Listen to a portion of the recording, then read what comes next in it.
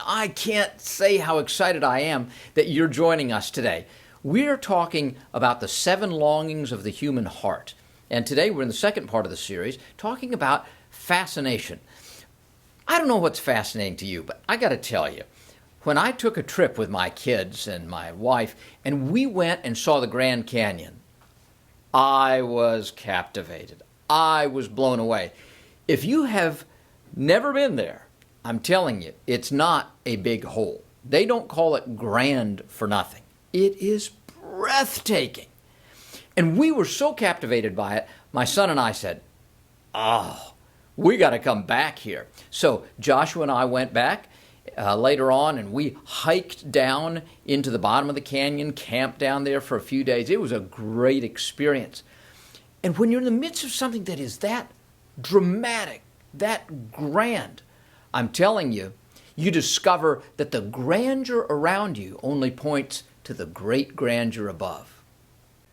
There are inescapable cravings in the core of every human heart that cannot be ignored, denied, or pacified. They must be satisfied. The 7 longings of the human heart. This is the one that surprised me. But let me begin by asking a question to all of you parents, grandparents. You'll remember this. Probably remember it from when you were a kid too. But you recall how you could not wait for school to be over and for summer break to be here? Your kids just excited. I can't wait. First day, they're out of school. Don't have to be back in class. They are just overwhelmed with excitement. On about the second day, what is it you begin to hear from them? I'm bored. There's nothing to do. Now, our children are growing up in a time when there are more exotic toys and things to do than there have ever been in the history of the world. And they still say, I'm bored. There's nothing to do. Well, I have to admit, back in the day, those words may have escaped my lips as well. We have within us this incredible desire for fascination. And the problem is, if we depend on the things that are outside of us to fascinate us, from the things that are outside of us to give us a real sense of purpose, we're going to miss the best of all. I got on the internet and checked out a couple of things. I went to Fascinating and I asked the thesaurus, what are some synonyms? And here's what I found. Alluring, appealing, captivating, charming, compelling, delightful, enchanting, engaging, engrossing, glamorous, gripping, intriguing, riveting, bewitching, enticing, ravishing, seducing, attractive, delectable, irresistible. The antonyms? Boring, repellent, uninteresting. Fascinating. We are made for fascination. So I just Googled fascination, and I came across something that absolutely startled me, and some of you younger folks, sorry, this will miss you, but for many of us, we'll remember that on Star Trek, there was somebody who always kept saying, fascinating. Anybody remember who that was? Dr. Spock. You know, when Captain Spock was up there, he always thought everything was fascinating. Well, God has made us with a desire for fascination. In our spirits, there's always this longing to create, to discover new things, to enjoy new things. There's always this desire for fascination. From the earliest times of mankind, people saw fire and they thought, ooh, I wonder how we can control that. And they discovered how to control fire. From the earliest times, people have always seen birds flying overhead and thought, I wonder if one day we could fly. Many people tried. Many people died. And they discovered, nope, can't do that, until one day at Kitty Hawk, North Carolina, a couple of wacky bicycle makers, the Wright brothers, went out there, and lo and behold, if they didn't fly without dying. And now, are we fascinated by flight? Nah, we just get on an airplane. It's the same old thing, been on that before. We have lost our sense of fascination on what used to absolutely grip us and captivate us. Challenges captivate us. That's why we engage in sports. Can we do better? Who can be faster, stronger? We always want to be challenged. That's why people climb Mount Everest, even though gobs of people die trying to do it. Can you imagine being one of the few people ever to stand at the top of the world? I mean, that's fascinating. Some of us can remember back when movies were evolving. Like, a lot of us remember black and white television. Yes, there used to be black and white TV. Our kids are looking and saying, I thought it was always color. Listen, we can remember back to some of those things, but probably hardly any of us are alive now who could remember back to the first films. People were fascinated. Have you ever watched some of the old monster films? You know, the Tomato That Ate Chicago, or, you know, the old ones with the monsters, and you have... we look back and we say, how fake was that? But I'm telling you, it was as fascinating to them back then as with all of our cool graphics and our current movies are to us. You talk about fascinating. In the early days of the movies, when it was being taken out to the Wild West, somebody would bring a projector and set up a screen, 2 poles with a sheet, and they would show, some Wild West adventure, the old kind, where the girl always got tied onto the railroad tracks, and, the bad guys were always doing it. In the middle of the movies, people in the audience would sometimes pull out their pistols and shoot the bad guy. And, the guy showing the film had to stop it and say, it's not real, it's a movie, you can't shoot the guy, quit blowing up my screen. You talk about fascinating. They were captivated by it. Today, we want to talk about what captivates us. What are the things that draw us in and hold on to us and won't let us go? For example, we're just used to music all the time. Right now, I could pull out my phone and I can download music out of the air. Now, our kids say, and? Listen, I'm still fascinated by Velcro. This is unbelievable. People, for the first time back in the day, they could listen to a symphony, all of the instruments, on this disc that Edison created. There was a needle and it went around, and you could hear an orchestra. How is this possible? People are fascinated by that. And then, it began to get better, and you got the thin records and 45s. 45s were like big records that you left in the dryer too long, and they shrunk. And then we went to tapes, then a brief bad moment with 8 tracks. Then, you remember, some of you will remember this, when Steve Jobs stood up with an iPod and he said, it's like having 1,000 songs in your pocket. And now we've got it all on our phones. What an incredible time we live in with so much fascination. But here's the problem. Some of us have been seduced by all of the fascinating things around us, and we feel like that's all there is, and we've missed the greatest fascination of all, because we are made for more than just being fascinated by the things that are around us. We are made for relationship, and there are our true fascinations. I think in the world, one of the most fascinating things that I have ever seen and experienced is the fascination of a bridegroom seeing the bride on the wedding day. Now, I really get a front row seat to that because usually the groom's standing there right beside me. And I've never lost a groom yet. But I've been there, and he sees the bride. And the thing that I hear the most is, wow. Now, he's known her for a long time, seen her how many times, but wow. I'm telling you, I remember that day for myself. When I saw my precious Betty, I mean, the sanctuary was full there, all her people on her side, 3 people on mine.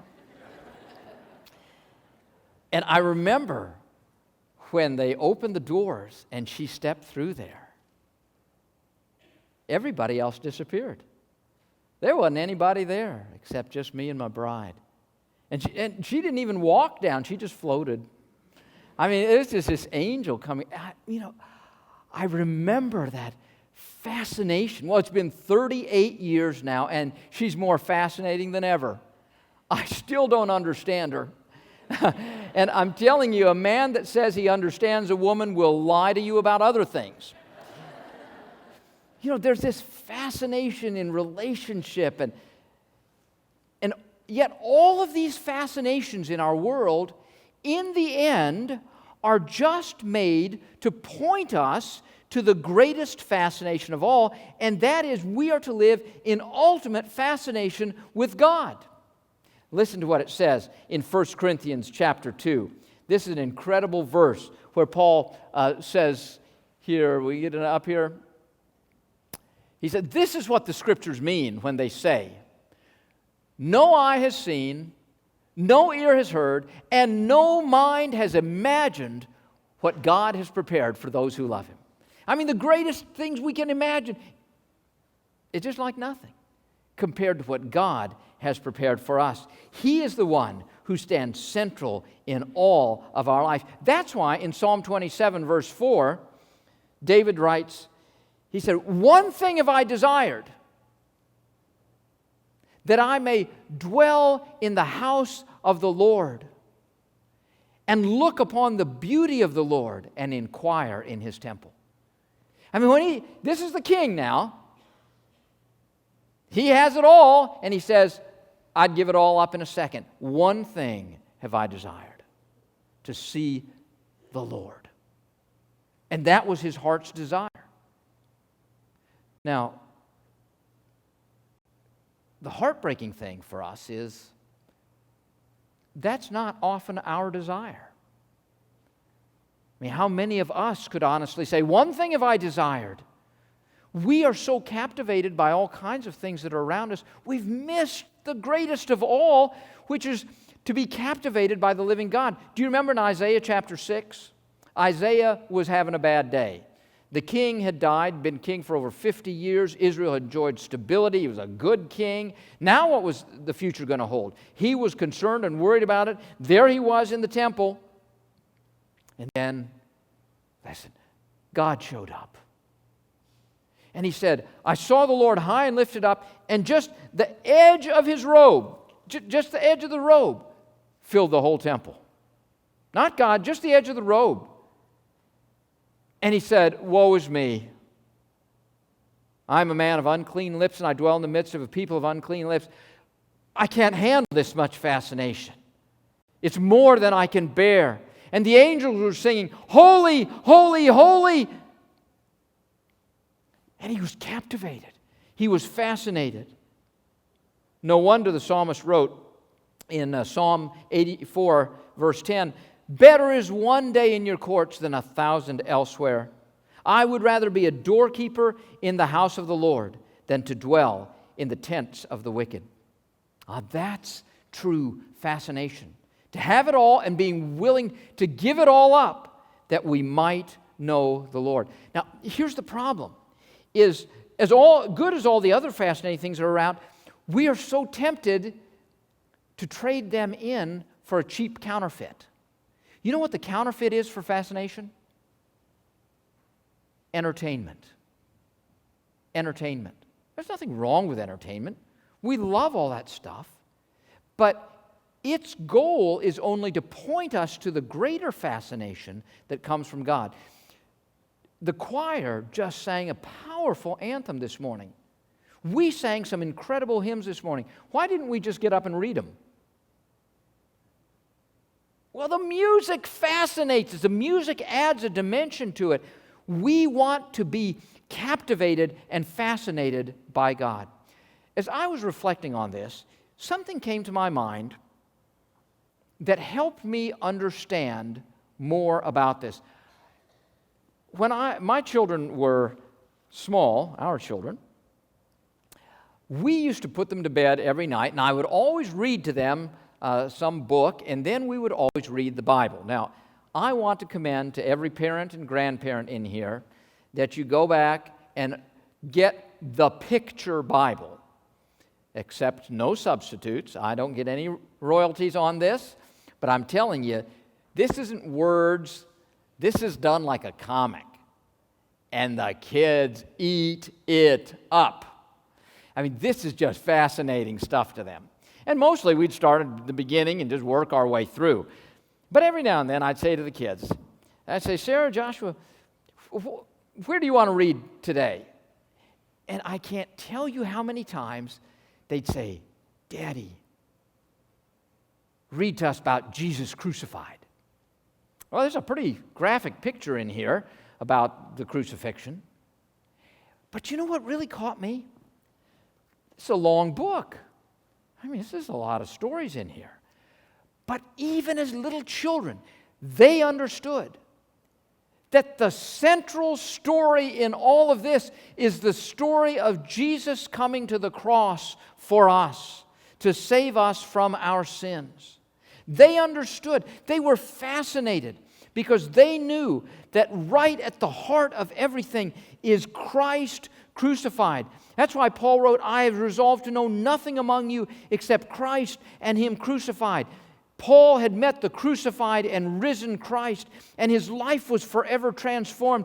He was fascinated by Him. It didn't matter about the suffering he faced. It didn't matter about the difficulties that came his way. It didn't matter about the opposition. It didn't matter about the beatings that came his way. He said, Christ is worth everything. I want to know Christ and the fellowship of His sufferings. Paul, he said his one desire was to know Him. The psalmist said, one thing have I asked, that I may dwell in the house of the Lord all of my days, and inquire in His temple and look on His beauty. Better is one day in your court than 1,000 elsewhere. But you know what? So often, we're like the children at the beginning of summer. And we say, well, I'm just bored. But if we just catch a glimpse of the living God, it will be a fascination that will continually pursue us all the days of our lives. I'm going to end the sermon today in a different way. I'm going to invite you to watch this video. It's about 6 minutes long, and I can't show you pictures of God. So these are pictures of His creation.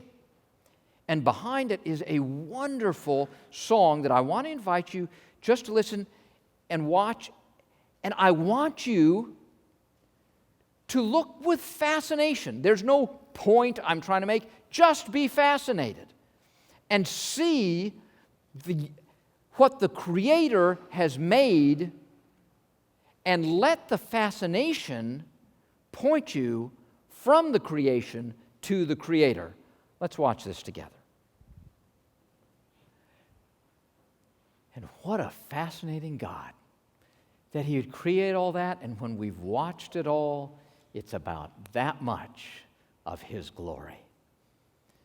He has created us for fascination. I'm going to be, for those of you, if we don't have your email address in our system, you're not going to get it, but I'm going to send the link to that so you could take a look at it. And the devotionals this week are going to be different. So if you've not given us your email address and would like to, just write it on one of those cards and give it to us so that you can get those. But I thought, if our God is so fascinating and so glorious and so filled with wonder, wouldn't it be the right thing for us to stand and sing as we close, "How Great Thou Art"? So let's stand together. We're going to sing all 4 verses, and let's not sing as though we're half dead. Let's sing with full fascination to the glory of God.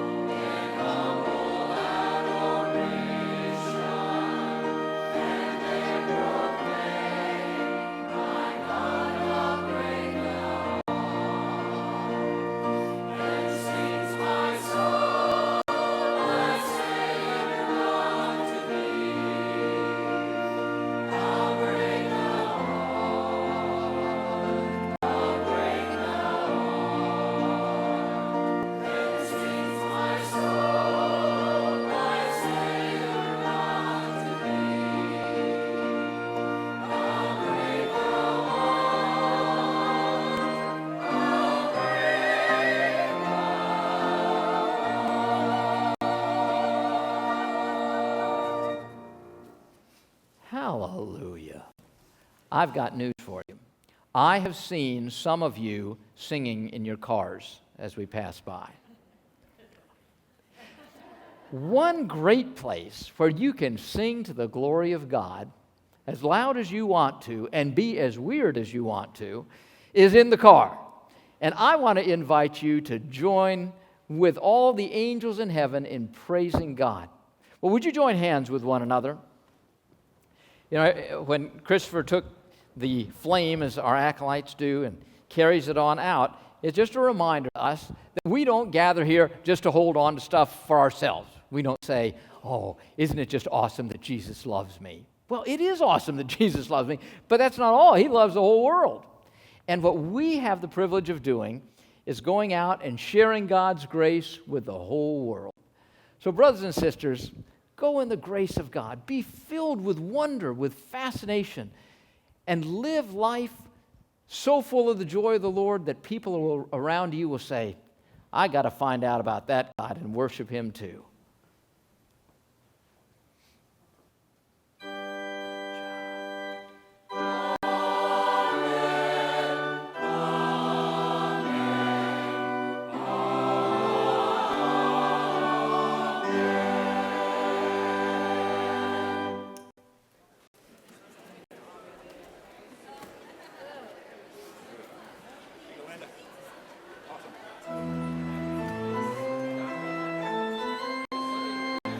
You know, we've been talking about the fascination with God. The fascinating things that we create, too, are just a reminder that we have a God who creates fascinating things. I grew up in India, and I got to tell you, I've not traveled everywhere in the world, but I've traveled to a lot of countries in the world. And as many things as I've seen, I've never seen a building that even approaches the grandeur and fascination of the Taj Mahal. It's a tomb that the king built for his wife, Mumtaz Mahal. The dome has no internal supports, and architects today still can't figure how they built it. You know why nobody knows how they built it? Because after they completed it, the king called in the architects and killed them so nobody else could find out the secret. I would say that's a pretty bad retirement plan. I'm sure they didn't know about it. But anyway, we live in a world with more fascinating things than we can possibly imagine. So friends, won't you look for the fascination of God all around you?